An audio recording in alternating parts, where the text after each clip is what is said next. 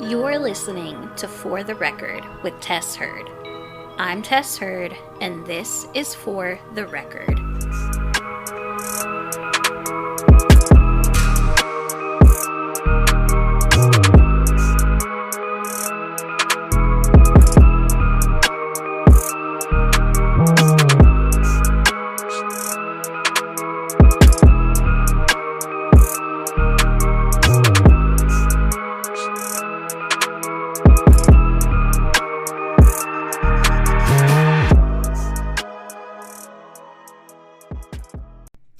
Hello, everybody, and welcome back to another episode of For the Record with Tess Heard. I'm Tess Heard, and this is For the Record. I hope that you all are having an incredible week and an even more incredible Friday, or whatever day it is that you're listening to this on.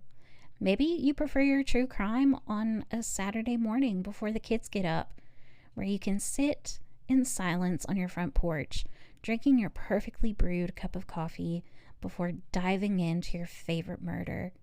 Or maybe you prefer your true crime on a random Tuesday afternoon and you use it to motivate you not to do anything too crazy while folding all of your husband's underwear.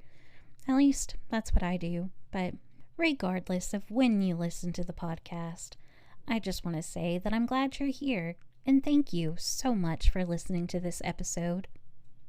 So I am just going to breeze past all of the chit chat and really just kind of get started in this case. This is a case that I've been working on for about a month now. I first heard about it probably close to a year ago, but it's not something that I ever thought that I would cover on my own podcast. A year ago, I didn't even think about having my own podcast. At least not a true crime one. But I'm really liking doing the true crime stuff, so no complaints there. However, this case is one of those that really made me question if I wanted to continue listening to true crime or not. The details of this case are beyond disturbing. And I'm going to go ahead and give everyone a trigger warning. This case is rough. If you're sensitive, if you're squeamish, if you don't like gruesome, gory things, then you need to skip this episode. It is not for you in any way, shape, or form. This case is going to rock you, and that's probably an understatement. So, I just want to give you guys a warning right now. If you are squeamish or you do not like the gruesome, gory things, do not listen to this episode. I repeat, do not listen to this episode. Okay, so if you're still listening, get ready for one heck of a wild ride. This case takes place back in the 1960s. But before we really dive into what happens in the case itself, we're going to talk a little bit about the subject of today's case. Now, I am going to go ahead and apologize because this case does take place in Canada, and so there is a lot of French names and places that I have no business trying to pronounce. But we are going to give it a shot. So, we are going to go back to May 16th, 1947, to the breathtakingly beautiful Saguenay Valley, Quebec, Canada. Now, when I tell you this place is breathtakingly beautiful, I mean I have seen pictures of a lot of very pretty places, but this place is absolutely stunning. Think of like a sea town, like, what are they called? Like the kind of the places that you see in like Maine, where you have like these beautiful little towns all around the sea, except it's not a sea, it's the Saguenay River. And this river has brought in like all kinds of tourists and everything, especially in the past decade or so. And it is just, oh my goodness, it is beautiful. While doing some of the research, they have like 3 different species of whales in that river. Like, how do you have whales in a river? I've never heard of whales in a river before. I mean, come on. That's incredible. But I'm getting off track here. So, 1947 in Saguenay Valley, Hyacinth and Pierrette Theriault welcomed their second child, a boy who they would name Roch Theriault. Now again, I'm going to repeat. I probably am not getting these pronunciations right, so please don't hold it against me. I'm using Google Translate to help, and I am trying my best. But I'm not the Google voice, so I can't make it perfect. But Roch Theriault was born, and thus this world became a little bit darker. Now, Roch would say later that his childhood was horrible, but if you really look into the background of his childhood, there really wasn't that much to complain about. He was the second oldest of 7 children, so he grew up with a lot of siblings. He was incredibly bright and excelled in all areas of schooling. He absolutely loved reading. Reading was one of his favorite things to do, and he would literally eat books like they were candy. I mean, he wouldn't like eat the pages and stuff, but he would eat the words. You know what I mean? So as he grew older, Roch became very well known for his vast knowledge of all of the things that he had read and learned throughout his young life. But not only was Roch very smart and bright, he was also very adventurous and honestly kind of stupid. It was reported on Murderpedia that Roch would go outside as a child and play with bears. Now, where I'm from, we don't just have bears roaming around. Like, you may see one out in the middle of nowhere very, very, very rarely. And if you go like 5 hours to our east, then bears are all over the place. But where I'm at, bears aren't really a thing. I cannot imagine being like, oh, there's a bear outside, I'm gonna go play with it. Like, I don't even like to go outside when there's a deer. Like, I don't want to go play with a deer. Let me stay inside where nothing can get me, and I'll play with my dog and my 2 cats. Like, yeah, that's my kind of life. But Roch was not your typical child by any means. Despite being as bright and as intelligent as he was, Roch only went to school through the 7th grade. He had the option to continue his education, but he decided not to. And during this time, it wasn't uncommon for children in this area. I don't know if it was just in this area or if it was all around, but a lot of children didn't pursue an education after the 7th or 8th grade.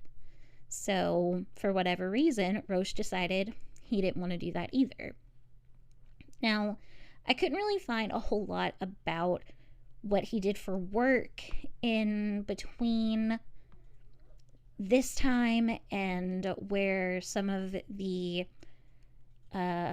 horrendous things start to happen, but I'm getting a little bit ahead of myself here.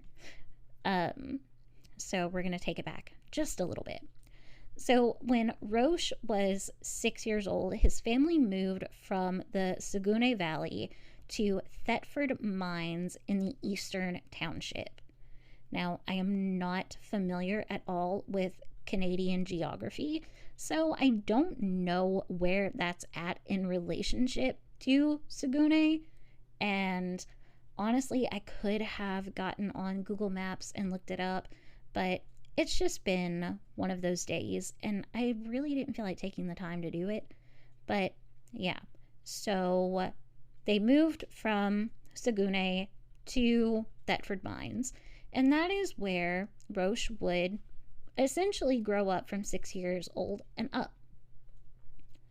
Now, some of the stuff that started to happen here will be not reiterated, but it'll kind of play into what happens later on in the life of Roch Theriault.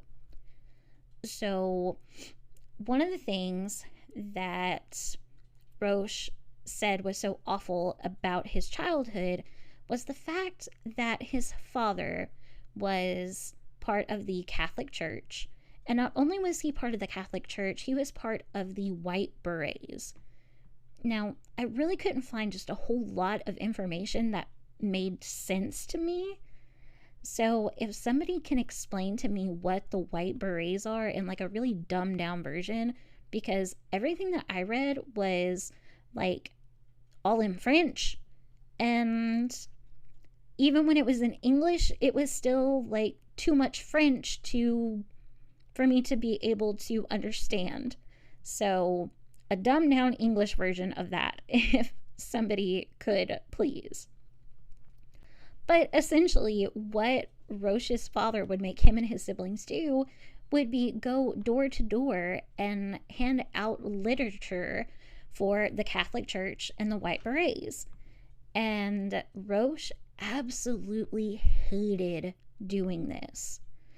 I don't know why he hated doing this, but he hated doing this so much. So much so that as he grew older, he developed a distinct hatred for the Catholic Church and Catholicism as a whole. And later in life, he would actually use his platform to mock Catholicism. Is that the right word, Catholicism? Catholicism? I'm not entirely sure. But yeah, so this whole like White Beret thing, handing out the literature, blah, blah, blah, he hated it so much. But while he hated the Catholic Church and religion, he was very intrigued by other religions. Not so much in his younger years, but as he got older, he would develop a love for a specific religion, which we will get into. Again, I'm getting ahead of myself. Roch would eventually discover that the more that he complained about his life, the more attention he would get. And on top of his apparent good looks, which I personally do not understand, and his vast knowledge of a whole lot of different things, Roch loved attention. He craved attention. And despite the things that he used to get it, it still wasn't enough. Until he discovered that when he complained about his life, he would get even more of it. And thus came the constant accusations of abuse towards his father. Everything that I found, everything that I read would say that there was no indication whatsoever of any kind, any way, shape, or form of abuse that happened to Roch as a child. Friends, family, neighbors, preachers, whatever, nobody had any kind of anything to say that would corroborate Roch's accusations. And so a lot of people believe that he was only saying those things to get more attention. And that's just really, really sad. Especially because at this time he was like, probably in his late teens. And that's just sad. As Roch got older, he did begin to date, and he did meet a young woman named Francine from a couple of towns over. I cannot remember the name of the town, and I do not want to try to cite it without scouring through articles. I forgot to write it down, so I do apologize. He and Francine would marry on November 11th, 1967, when Roch was 20 years old. He and Francine would then have 2 children together, Roch Jr. and Francois, which, that's such a cool name, Francois. Kind of makes me think of Fabio for some reason, and I really don't know why. At some point during their marriage, after their 2 sons were born, the Theriaults decided to move back to Thetford Mines. They had moved to the city, I believe, where Francine was from, and then they decided to go back to the Thetford Mines area later on. It was around this time that Roch's health would start giving him a lot of trouble. He ended up being diagnosed with stomach ulcers. And I've never had a stomach ulcer, but I know people who have, and they truly do sound horrendous. And Roch opted to have surgery to remove his stomach ulcers. And while that should have fixed the problem, complications from the surgery only made things even worse, leaving Roch not only in excruciating pain, but also left him with something that is called dumping syndrome. I had to look up what dumping syndrome is, and basically, to make it as simple as possible, it is where when you eat, your body does not digest the food, and it literally just goes from like mouth to backside, and like it doesn't even really have time to digest. It just kind of comes out liquid, which is horrible, disgusting, gross. I can talk about murder, but I don't want to talk about this. So, moving on.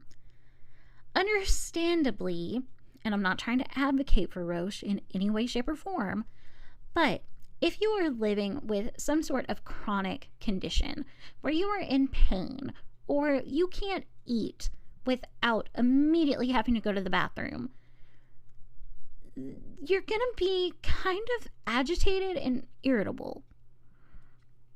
I don't live in constant pain, thank God, but I imagine that if I did, I would be pretty irritable too. I mean, give me one, not even a whole day, half an hour with a stubborn high blood sugar, and I turn into the Incredible Hulk on steroids. I'm telling you, not pretty. Ask my husband. It's not good. Sorry, babe. So, Roch became much more irritable during this time frame. And that caused his personality to change. And again, that's understandable whenever your body is doing things that you can't control and you're in a lot of pain and you really just have a hard time doing your day-to-day life, your simple tasks. I understand how that can make a person irritable and cause a person to have like major personality changes. But this is only where things get started, and things haven't even started yet. So Roch would take up drinking to help numb the physical pain of his issues. And of course, alcohol changes your personality as well. So not only was Roch irritable, but he was also drunk.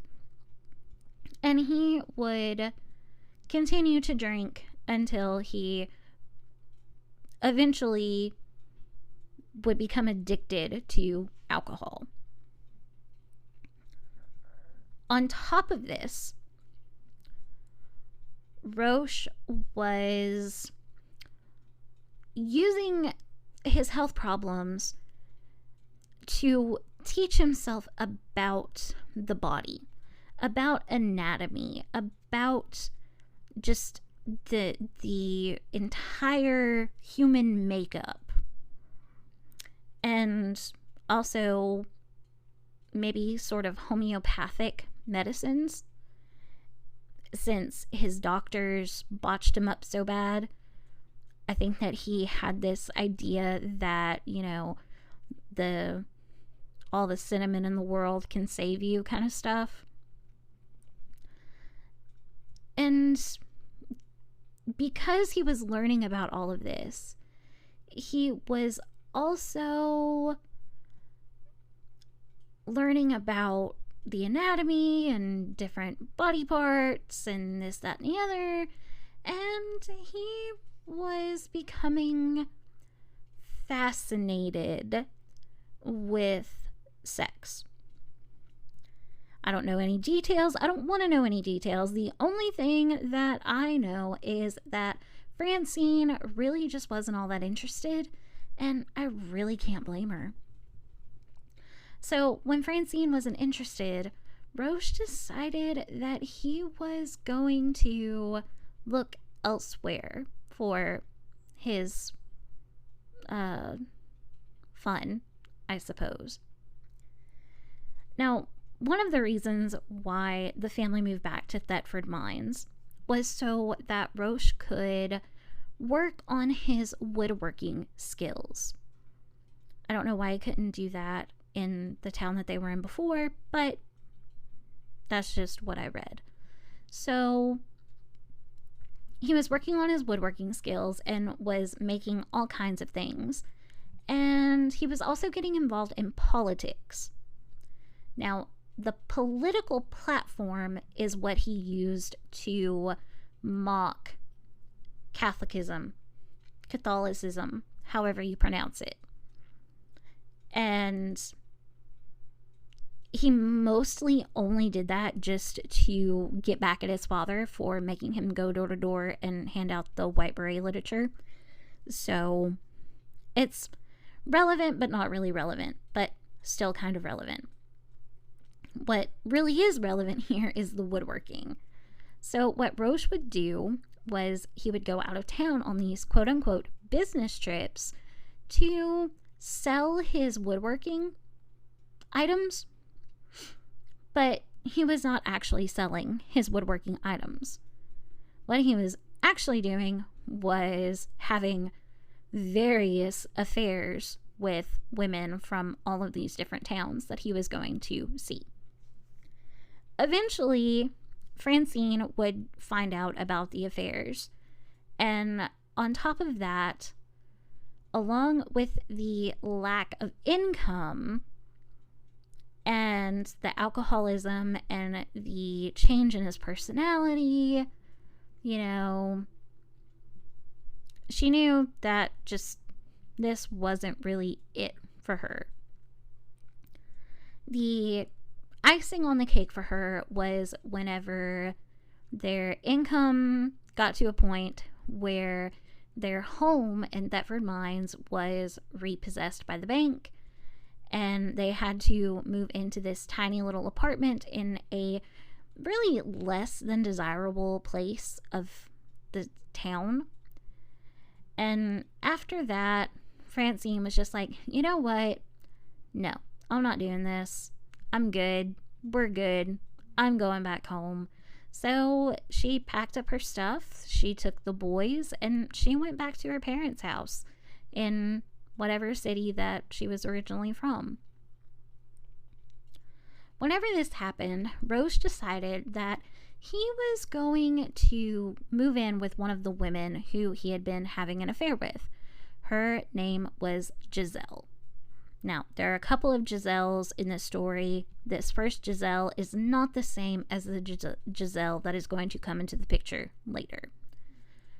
The real kicker about him going and living with Giselle, though, was that he wasn't actually sleeping there. Well, he was sleeping there, but instead of sleeping in the house with her, he was sleeping out in his van parked in the driveway, because it was wrong for a man and woman to live together before they were married.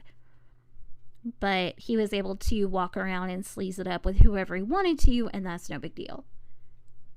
That's perfect logic. I mean, really, that's absolute perfect logic. Gotta love it.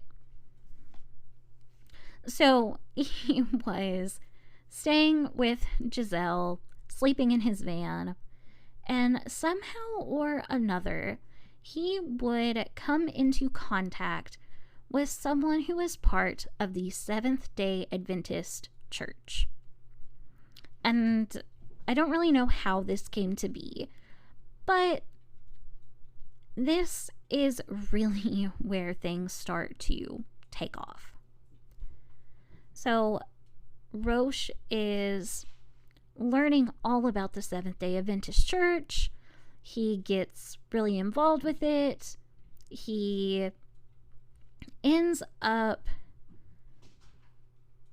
adapting their diet. He gives up drinking. He is only eating like whole fresh foods and nothing processed, or I think that they may have either like a vegan or vegetarian diet. I'm not entirely sure.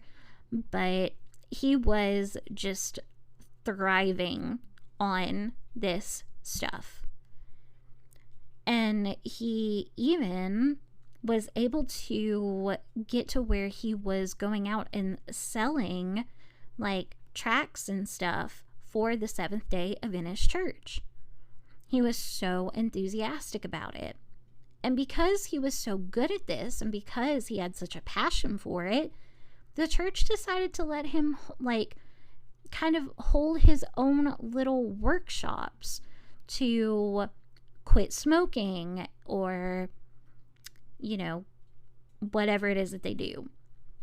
And apparently this is how they get a lot of people to come in to their little hush church, is through these little workshops that's teach you how to quit smoking, or teach you how to have a better diet, or whatever.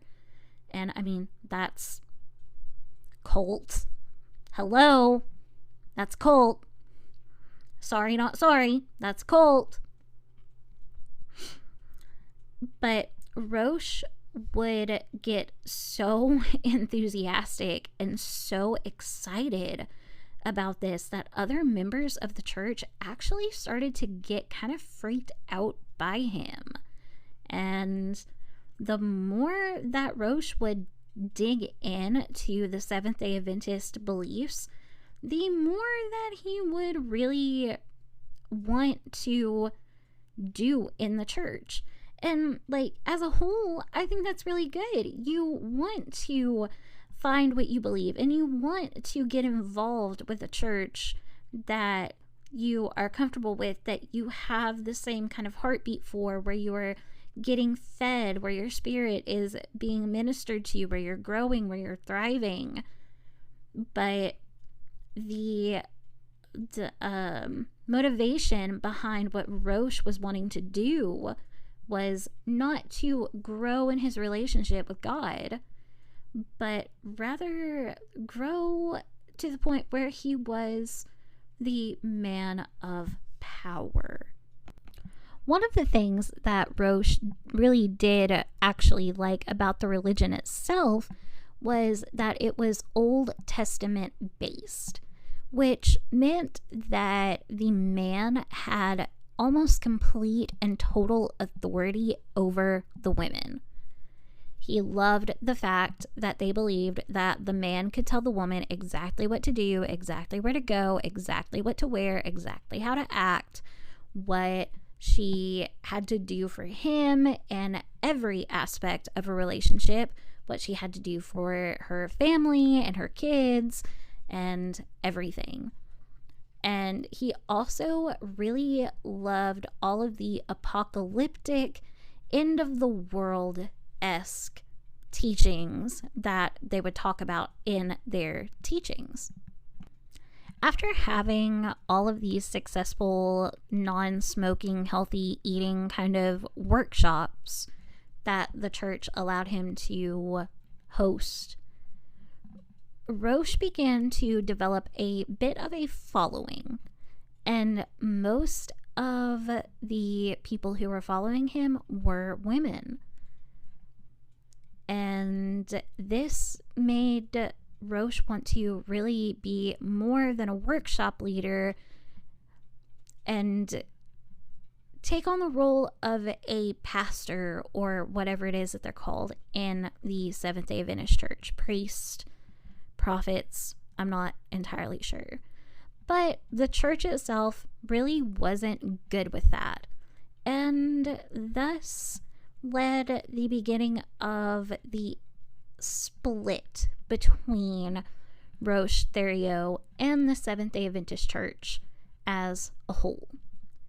Whenever this split happened, however, the followers that he'd gained from his workshops would follow him out of the church. And it wouldn't be much longer until they found themselves in a world of regret.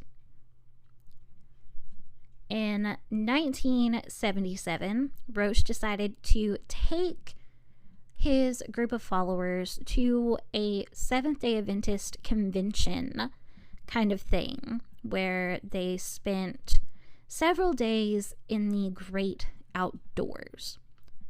It would be here in the rolling hills of Canada, where Roch would have what he would describe as a holy experience with God. He was on a cliffside, and whenever he was sitting on this cliffside, he said that he saw a blinding white light and heard the Lord speak to him and say that the ground that he was standing on was holy. That sounds kind of like the story of Moses in the burning bush. I'm not saying that he made it up. I believe that God can talk to people, but I don't know if I completely buy this or not. After this encounter with God on the cliffside, on the holy ground, Roch would decide that it was time to take his followers to a whole new level. And that's where we are going to end the episode for this week. I guess I really didn't need to do the whole trigger warning for this episode, because I wasn't expecting this to be 2 parts. But, you gotta leave them hanging sometimes. So come back next week to hear the rest of the story of Roch Theriault and the cult that came from all of his insanely evil plans and ideas and mental state. So thank you guys so much for listening. I so appreciate it. If you haven't already subscribed, please hit that subscribe button if you're on YouTube, and that follow button if you are listening to this on your preferred podcast platform. If you don't mind, please leave a 5-star review, because that really helps your girl out. If you are listening on YouTube, then please hit the like button, because that really helps boost my videos in the algorithm, and I'm really trying to get this out to as many people as I possibly can. You can find us on Facebook at For the Record with Tess Heard. You can find us on Instagram at type.1.tess. I can also be found on Threads there. And you can also find us on X, formerly known as Twitter, at fortherecord_th. If you have a case suggestion that you would like me to cover, or if you have any questions about this case or anything regarding really any true crime, then send me an email at fortherecordwithme@gmail.com. All right, guys, I can't wait to bring you the rest of this story, and until next week, the record will so reflect.